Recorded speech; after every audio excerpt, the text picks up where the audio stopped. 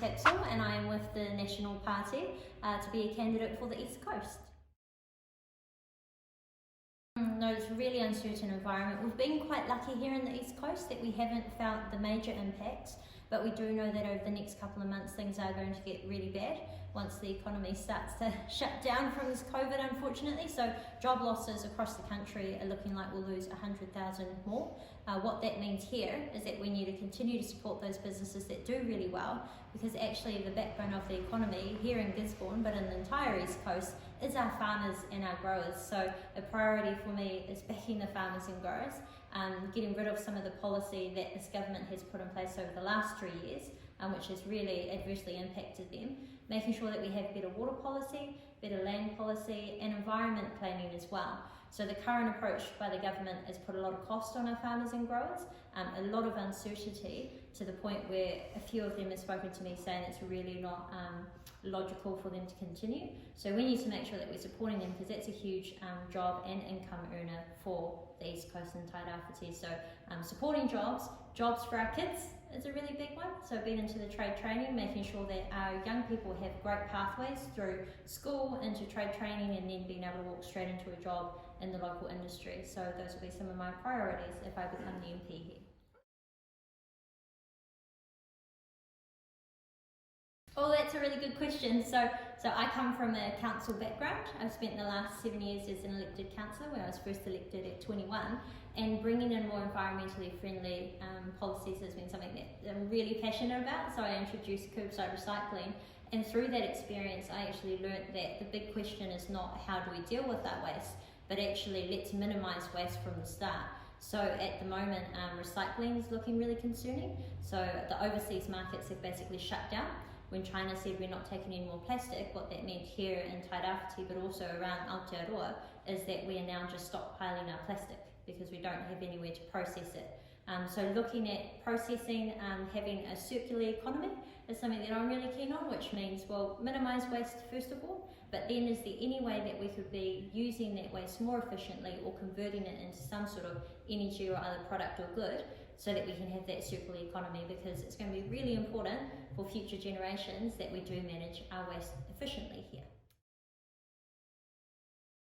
It's looking pretty bleak. So in the last 3 years we were promised by the Labour government to have a $20 million prefabricated housing facility, which will help to pump in more houses here. That didn't happen at all. Kiwi Build didn't happen at all. So I've spoken with a lot of people here.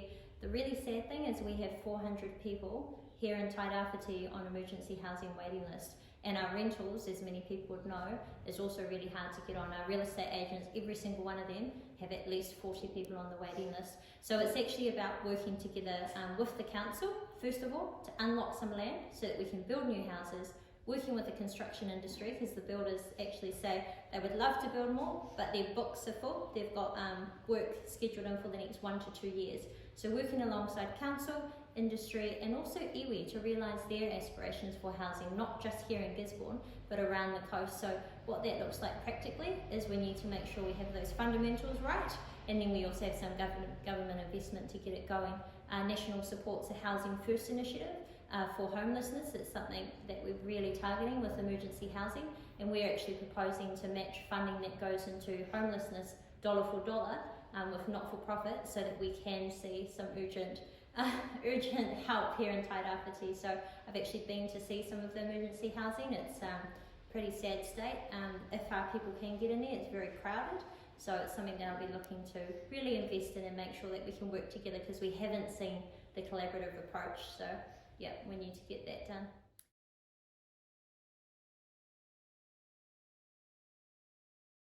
Yeah, this has been a real sad one for our environment, because I think when the billion trees first came out, everyone was really excited, because we just presumed, oh, there'd be a lot of native trees. There's been hardly any native trees. We know that pine is not good for the soil, so the long-term effects on our environment, and obviously the slash that's happened, but I know that that's been dealt with at the moment. So I don't think the Billion Trees program works here. The National Party and myself are strongly against putting trees, particularly pine, on highly productive farmland.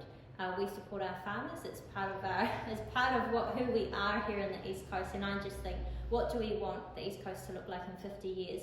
We don't want the entire place to be surrounded by trees and all the families in the rural area no longer living there, the rural schools no longer operating because they were eventually pushed out from forestry companies that aren't even local. So another commitment from the National Party is that we're looking at it's called the Overseas Investment Agency, and making sure that we change those rules so that we don't have overseas investors buying planting with no plans in place to actually cut it down in future. So the carbon credits has actually sort of screwed the scrum here as well. So do need some urgent changes there to protect us locally.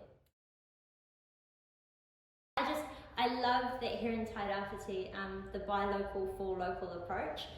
We've always been really good at it here. I mean, speaking with even iwi leaders from Toitu Tairāwhiti, and the way that Tairāwhiti managed the COVID crisis was amazing. It was world leading actually. So what really inspires me here is just the get out and do it attitude of the people in Tairāwhiti, and it's something and a value that aligns really strongly with my own. And I just look forward to getting out there, working hard, and hopefully being the MP for this area. Awesome. Well, thank you for taking time out of the day to talk with us. You're most welcome. Thank you very much. Thanks.